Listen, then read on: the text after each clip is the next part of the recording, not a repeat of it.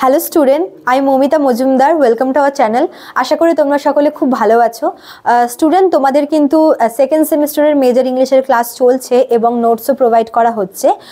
তো আজকে তোমাদের ইংলিশ মেজরের হচ্ছে ড্রামাটিক টার্ম থেকে 13 নাম্বার টপিকটা নিয়ে আলোচনা করব।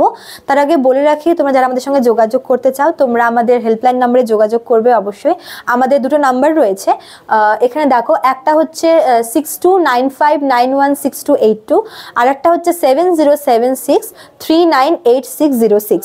আমাদের পুরো কোর্স ফি রয়েছে 999 এবং আমাদের কোর্সের ডিউরেশন হচ্ছে 6 মান্থের। ঠিক আছে, চলো দেরি না করে শুরু করা যাক।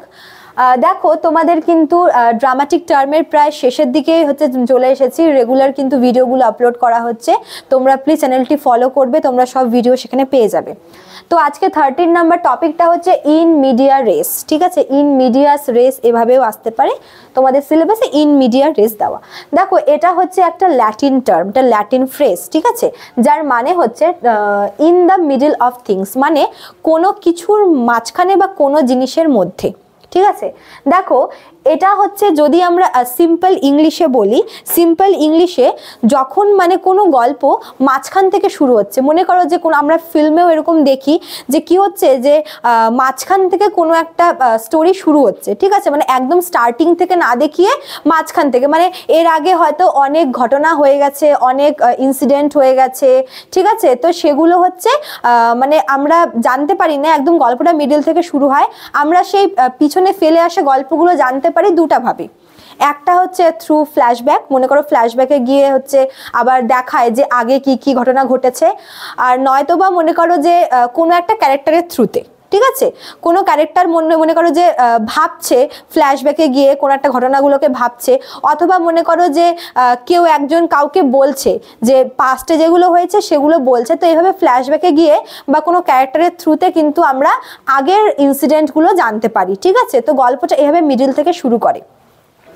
দেখো, এটা হচ্ছে একটা লিটারারি টেকনিক যেখানে where the author starts in the middle of the story. যেটা বললাম যে এটা হচ্ছে একটা টেকনিক। ঠিক আছে, সবসময় মানে স্টার্টিং থেকে গল্পটা শুরু না করে মিডল থেকে শুরু করে গল্পটাকে মানে একটা খুব টেকনিক্যালি জিনিসটাকে হচ্ছে অথর বলবো যে শুরু করে। ঠিক আছে, মানে এক্ষেত্রে কি হচ্ছে, দর্শকদের কিন্তু ইন্টারেস্টটা গ্রো করতে, মানে ওদের মধ্যে একটা মানে ইনস্ট্যান্ট একটা ইন্টারেস্ট জাগানোর জন্য কিন্তু এই কাজটা হচ্ছে অথর করে থাকে। ঠিক আছে, এবং এর ফলে কি হচ্ছে, মনে করো যে রিডাররা বা অডিয়েন্সরা মানে ওদেরকে কিন্তু কোনো আইডিয়া দেওয়া হচ্ছে না যে আসলে আগে কি হয়েছিল, গল্পটাতে আগে কি হয়েছিল, বা গল্পটার হচ্ছে ক্যারেক্টার কারা, কাদের প্রসঙ্গে জিনিসটা মানে এমন জায়গা থেকে শুরু করে যে গল্পটার হচ্ছে মানে দেখো, কোনো কিছু তো শুরু থেকে না দেখলে তো আমরা বুঝতে পারি না যে গল্পটা কি হচ্ছে।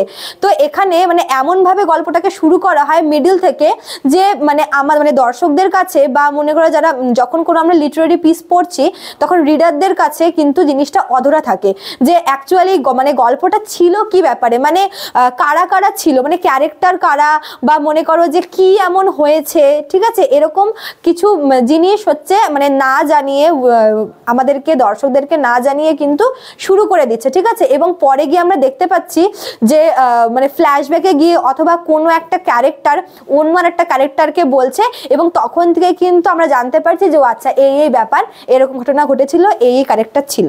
ঠিক আছে, ইভেন মনে করো যে আমাদেরকে এই জিনিসটা কেন হয়, এই জিনিসটা কেন রাইটাররা ইউজ করে আমি বলছি।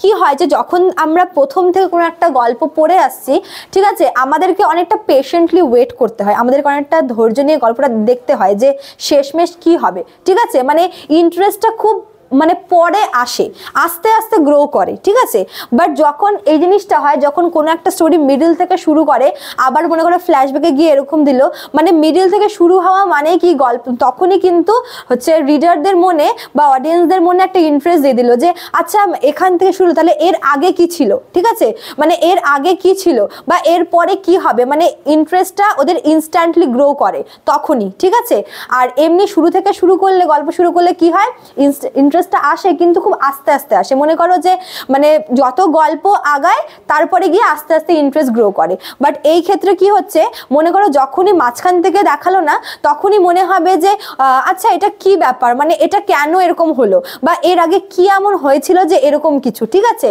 তো মানে কি হয় যে মানে যে জিনিসটা হয়ে গেছে বা ফেলে আসা ইনসিডেন্টগুলো সম্পর্কে একটা কিউরিয়াসিটি থাকে আমাদের, আবার এর পরে কি হবে, নেক্সট কি হবে সেটা ব্যাপারেও কিন্তু একটা কিউরিয়াসিটি থাকে, যার জন্য অথাররা হচ্ছে এই জিনিসটাকে ইউজ করে তাদের গল্পে, ঠিক আছে, বুঝতে পারলে। মানে যখন আর কি কোনো একটা গল্প মিডিল থেকে শুরু হচ্ছে এবং দর্শকদেরকে গল্পটার প্রাসঙ্গিকতা সম্পর্কে বা গল্পটার ক্যারেক্টার সম্পর্কে বা গল্পটার বিভিন্ন যে ইনসিডেন্ট মানে কি জন্য হয়েছে বা মানে গল্পটার যে মেন স্টোরিটা সেটা হচ্ছে দর্শকদেরকে না জানিয়ে মিডিল থেকে কোনো একটা স্টোরি শুরু করা হয়, তখন হচ্ছে সেই টার্মটাকে, সেই টেকনিকটাকে আমরা হচ্ছে ইন মিডিয়াস রেস বলবো, ঠিক আছে। এক্ষেত্রে ইনস্ট্যান্টলি দর্শকদের মধ্যে হচ্ছে ইন্টারেস্টটা গ্রো হয়, ঠিক আছে, যেটা হচ্ছে ভালো একদিক থেকে। এবার দেখো যদি এক্সাম্পল হিসেবে দেখি, তোমরা হচ্ছে হ্যামলেটে দেখবে যে যখন আমরা শেক্সপিয়ারের হ্যামলেট পড়বো, সেই হ্যামলেট মানে গল্পটা কিন্তু শুরু হয় হচ্ছে মানে হ্যামলেটের বাবা মারা গেছে এবং সেই দুঃখে হ্যামলেট মানে শোক পালন করছে, ঠিক আছে। হ্যামলেটের বাবা কিং হ্যামলেট মারা যাওয়ার পর প্রিন্স হ্যামলেট কি শোক পালন করছে, মানে সে দুঃখ পাচ্ছে, এরকম একটা জায়গা থেকে শুরু হয়। তো এর আগে কি হয়েছে, এর মানে কেন এরকম, কিভাবে মারা গেল বা এটসেট্রা, এই সমস্ত কিছু কিন্তু আমরা পরে জানি। কিভাবে জানি, মনে করো যে যেখান থেকে গল্পটা শুরু হয় তারপরে কি হ্যামলেটের বাবার ঘোস্ট আসে, ঠিক আছে, তার বাবার ঘোস্ট এসে তাকে বলে যে আমি হচ্ছে মারা যাইনি। এই যে এখান থেকে ফ্ল্যাশব্যাকে গিয়ে গল্পটা আবার শুরু হচ্ছে যে ও মারা যায়নি, ওকে হচ্ছে মারা মানে ওকে মারা হয়েছে, তাকে হত্যা করা হয়েছে, ঠিক আছে, তার নিজের কাকা তাকে হত্যা করেছে এবং সে মানে তার কাকা তার বাবাকে হত্যা করে এখন তার মাকে বিয়ে করেছে। তো কিভাবে মারলো, তারপরে কি হলো, এই সমস্ত কিছু কিন্তু ওই ঘোস্ট হ্যামলেটের মুখ থেকে আমরা শুনতে পারি, ঠিক আছে, ফ্ল্যাশব্যাকে গিয়ে। তো এক্ষেত্রে তুমি এটা হচ্ছে এই ইন মিডিয়া রেসের হচ্ছে এক্সাম্পল হিসেবে ধরতে পারো, ঠিক আছে। তো এতটুকুই ছিল, আশা করি তোমরা বুঝতে পেরেছো। আমি খুবই তোমাদের শর্ট করে বোঝানোর চেষ্টা করলাম। ভালো লাগলো অবশ্যই লাইক কমেন্ট শেয়ার করবে, চ্যানেলটি সাবস্ক্রাইব করে দিও, ঠিক আছে। ওকে, দেখা হচ্ছে নেক্সট ক্লাসে। Thank you.